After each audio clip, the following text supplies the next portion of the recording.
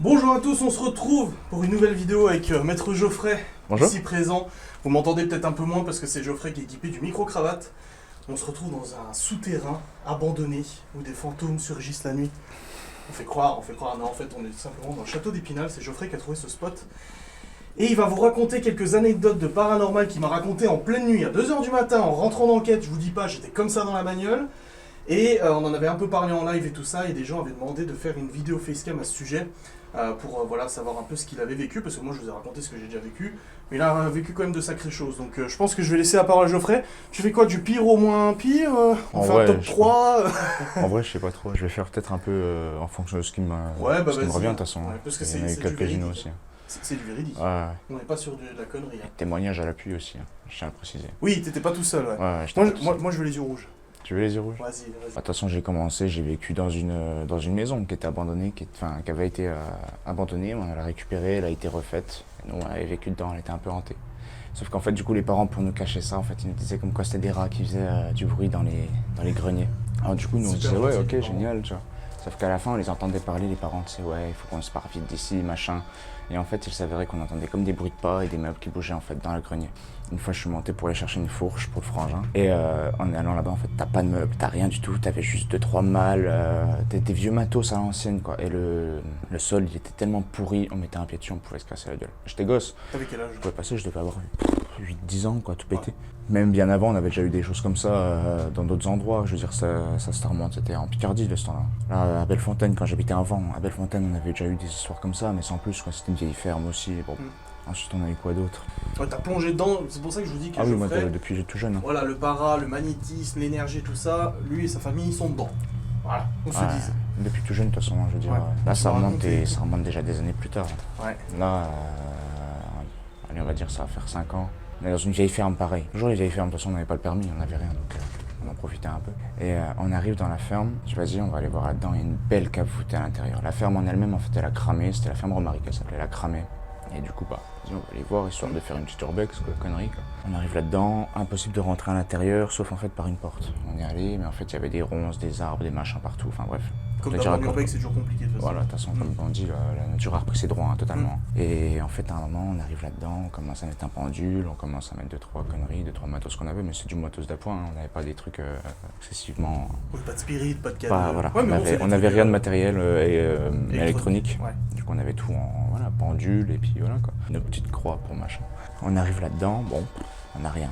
J'attends qu'il y ait une porte, un peu en contrebas, en fait, en bas de la friche. Et en fait, la porte, elle était un petit peu, mais tu sais, pas droite, elle était un peu penchée vers l'avant, tu vois, comme les portes de cave, quoi. On rentre là-dedans, on trouve sur une belle cave voûtée. Elle doit être plus grande que ça encore. Ah ouais. Plus grande que ça, une cave voûtée magnifique, je te jure. Comme ça.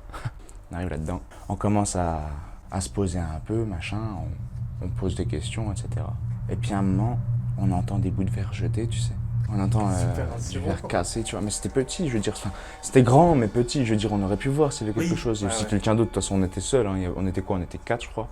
4 ou 5. Et on aurait pu voir s'il y avait du monde qui était là. Mais il n'y avait personne à part nous. Et le verre, c'était dans la voûte, hein, de toute façon. Et il y a un moment, en fait, je sais pas ce qui s'est passé. On a entendu un gros boom dans le mur. Et là, j'ai commencé Et à tu dures comme ça. Ouais. Ah, faut y aller. Ah ouais. Des bruits, ouais, tout ça. Hein. Et là, j'ai commencé à suffoquer. Là, j'ai suffoqué. Ouais. Et j'étais en train de devenir violet, quoi. Et un pote, il m'a ressorti, donc le Théo, il m'a ressorti. Quelques jours plus tard, on y retourne. Et là, par contre, plus rien. On arrive dans la voûte, il n'y avait plus rien. Plus C'est de ça qui est bruit, particulier. plus de C'est machin. que des fois, il y a. Que dalle. Ouais, Ah ouais, mais rien du tout. Ça m'est déjà arrivé, ouais. On est sorti, on a entendu une nana hurler. On est sorti, on a entendu une nana hurler. En fait, il y a une légende qui tourne autour de ça. C'est en fait qu'il y a un puits juste à côté de la ferme Romaric.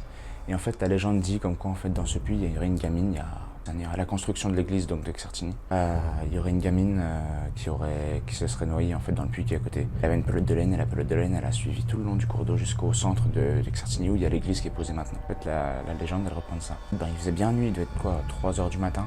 On est sorti de la voûte, on a entendu une nana hurler et en regardant dans la forêt on entendait des greniers, on entendait des bruits bizarres. Et là on a vu témoin à l'appui, hein, je dis bien, des yeux rouges, des yeux bleus et des yeux jaunes qui nous regardaient, qui nous fixaient au loin. Dans la forêt. Là, par contre, on n'était pas bien. Et là, on a essayé de se tailler. Et en fait, en descendant la côte, parce qu'en fait, il y a une partie où, en fait, c'est pas dans la forêt. Il y a une partie, c'est dans la forêt. Et nous, on a voulu prendre le plus rapide, donc dans la forêt. Et c'était, allez, on va dire, attends, on se fait une image. T'as la forêt, elle est là. Et le sans-forêt, il est là, quoi. Et t'as la route qui est là. Et on va dire que c'était vers là qu'on avait vu donc les yeux. On commence à tracer machin. Puis à un moment, eux ils avaient rapporté batte, machin, un truc chouette, je sais pas quoi, pour faire les malins. C'était un peu des casseurs aussi. Donc ça me faisait un peu chier, mais bon voilà, au final ça nous aurait peut-être servi. Et à un moment on descend, puis j'ai attendu, on s'arrête 2 secondes. On écoute. Et en fait, le chemin il est en contrebas. Donc t'as une sorte de ravin, et là t'arrives en fait sur le plateau de la forêt quoi. Et on entend marcher dans la forêt. On entend marcher.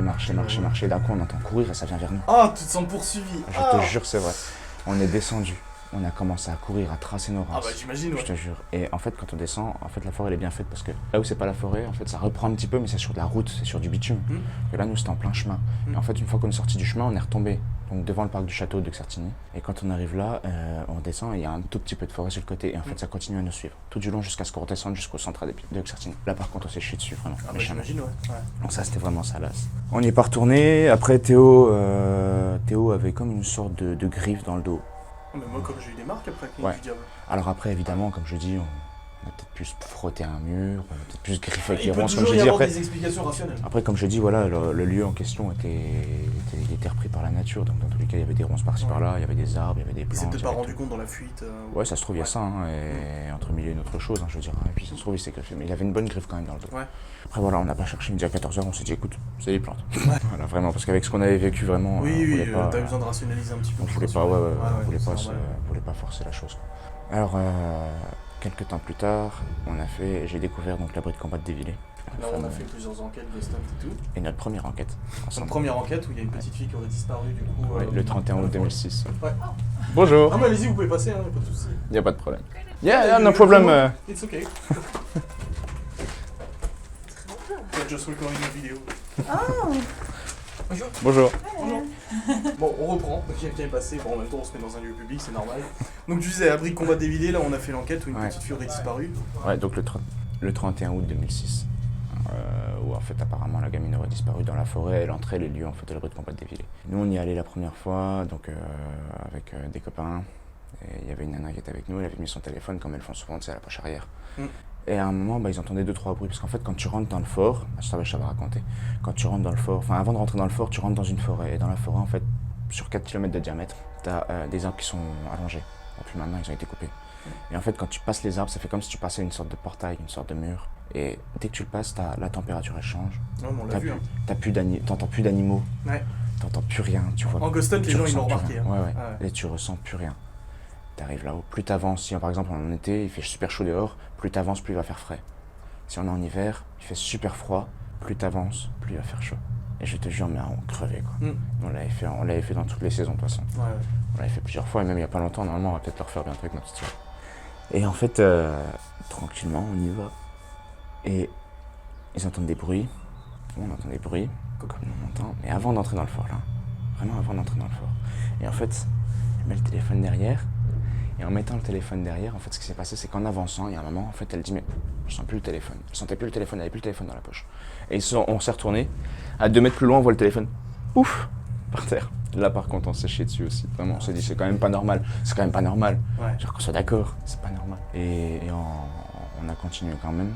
On a récupéré le téléphone, on a commencé un peu à... Voilà, ça commence comme ça, c'est bien. C'était une des premières fois de toute façon qu'on y allait. Si ça commence comme ça, c'est bien quoi. On arrive là-dedans, on commence à entendre des bruits, des machins, et puis c'est le fameux endroit où en fait j'arrive devant la meurtrière, ou je sais plus c'est quoi, la première fenêtre de toute façon. Je te dis, il y a un meuble, en fait, il y avait un clipper qui était posé comme ça, c'est tout. Là j'avais pris une vidéo, je prenais des vidéos en plus de ça là. Et je vois ma première vidéo, je veux qu'elle soit belle quoi. Alors je commence à la prendre, ça avec un téléphone, hein, donc mode avion, normal, tout, et voilà. On arrive, on fait l'enquête, tout ça. On avait posé une tente en plus en contrebas, comme ça on pourrait dormir en sortant, tu vois. On avait fait ça tranquille, on avait fait ça bien quoi. Et en arrivant, fort, moi je prends ma vidéo, machin, il y a 7 puits en tout autour du fort, du coup il faut les connaître normal. On arrive à rentrer dans le fort, on commence à en approcher, machin, on commence à faire le tour du premier couloir, tu sais, tu te rappelles, avec la valette, là, etc. En continuant, du coup, bon, je mets en pause la caméra, on arrive au niveau du sas fleuri, on continue un peu, je remets en route la caméra, et en fait, je continue à prendre des vidéos, machin, puis on commence à entendre des bruits, on n'entendait pas, on entend parler, on entendait 2-3 trucs, pas hardcore, mais on entendait quand même parler. Des phénomènes quoi. Voilà, bah comme quand on avait fait la première enquête, de toute façon. Ou le premier Ghost Hunt, c'était celui qui était aussi, un peu plus... le premier Ghost Hunt était costaud. Ouais. Il était hardcore. Ouais. Et c'était aussi chaud. Pas au point du Ghost Hunt, mais c'était aussi chaud. Ouais. Et en fait, en continuant, Moi, je commence à regarder un peu, je visite, je touche à tout, je regarde, machin. Je dis, bon, voilà, on voit quand même de la bonne pierre, quoi. C'était quoi? C'était du béton armé. Et il y avait des renforts, voilà, pour les portes, c'était des renforts en porte en métal presque blindé, je crois. Je sais plus si c'était blindé. Je sais Ouais, les portes, elles sont costauds. C'était costaud. Ouais, ouais. Et en fait, j'ai posé ma main sur la porte. Et ça, j'y reviendrai juste après. J'ai posé ma main sur la porte, c'est pour l'ouvrir, quoi. On descend en dessous, on va voir un peu donc la fameuse voûte, là où il y a Où il y a voilà, l'inscription. l'inscription, c'est ton destin, machin, avec une belle faute d'orthographe, parce que j'ai regardé Tout à fait, oui. une belle faute d'orthographe. Je crois que c'est marqué destin Ayen. Ayen, Ouais. comme les inconnus. Ouais. Et du coup, bon bah, on a la date, on remonte, parce que du coup, on n'avait pas eu grand chose en fait à cet endroit-là, par ailleurs. C'était impressionnant, on n'a pas eu grand chose. On continue, machin, le croissant. On arrive au bout, on retourne, on rentre, machin, j'ai fait mes prises. Je reviens, puis on avait pris quelques photos et puis quelques vidéos, normal. On arrive au camp, on se pose, on commence à faire un feu, machin, on préfère pouvoir faire à manger. Je regarde le téléphone, dossier erroné. Tous ceux que j'avais pris du fort, erroné, supprimé. Comme ça m'est déjà arrivé. À la clinique du Terminé. Gablin, Ouais, notre ouais, dernière ouais. enquête. Erroné, supprimé, tout, rien. Et pourtant, j'avais de la place, j'avais fait de la place exprès. On sait, J3, il a quoi? Il a 4 gigas de place et tout. Il était tout neuf, hein, je veux dire, donc s'il y a un problème, ça venait pas de moi. Le téléphone, il était tout neuf. Ensuite, plus tard, on a fait quoi? Du coup, après, on est reparti, et puis bon, on l'a refait plusieurs reprises, quoi. Mais sans plus, on n'avait pas eu autant de phénomènes que jusqu'à ce que en fait, je vous rencontre et qu'on commence à faire l'enquête là-bas. Là, on n'avait pas eu grand-chose. Là, on l'a refait il y a pas longtemps. Il y a pas longtemps, ça remonte à 6 mois, un peu avant le confinement, avec Théo et Colin. Écoute, on arrivait là-dedans, bon, il y avait 2-3 petits bruits par-ci, par-là. Apparemment, Théo, moi je l'ai pas vu, mais apparemment Théo et Colin auraient vu une ombre. Ils auraient vu carrément en fait une ombre, si tu te rappelles bien, le dernier sas qu'on avait fait. Là, on avait fait les baguettes, il y avait des moustiques partout. C'était costaud là. En fait, on était posés là, machin, puis on se pose vite fait, on s'assoit tranquillement, machin. Sauf qu'à un moment, en fait, Colin, lui, il est appuyé contre un mur. Et derrière, tu sais, là, il y a c'est comme ça, tu sais. Oui, il y a un là, renfoncement. et là, ouais, t'as l'autre sais. pièce, là. Et en fait, juste là, apparemment, ils auraient vu une ombre qui se serait barrée. D'accord. Moi, je l'ai pas vu. Ok. Je suis dégoûté. Non, mais de toute façon, ce lieu, de toute manière, on y allait à plusieurs reprises, il y a toujours eu des choses intéressantes. Ouais.